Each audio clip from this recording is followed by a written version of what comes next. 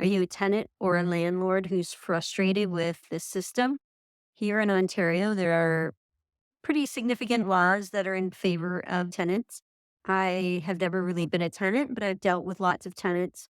I am a landlord and a homeowner, and right now there's a lot of really bad stories on both spectrums.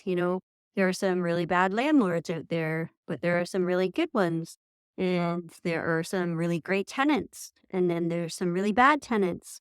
The unfortunate thing is the system, the tenant landlord board, is so behind in mediation and hearings that it is causing a lot of financial problems, a lot of stress, a lot of emotional heartache for people, both landlords and tenants. And we, as the people, need to stand up and say, hey, government, we need a little bit of assistance. Things need to move quicker. I don't know what the answer is. More hiring.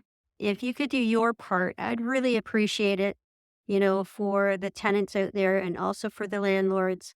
Sign the petition, and all we want is a little more expediency as far as settling disputes among landlords and tenants. So please help by signing the petition and sharing it. Pass it on for other people to do their part. Appreciate it.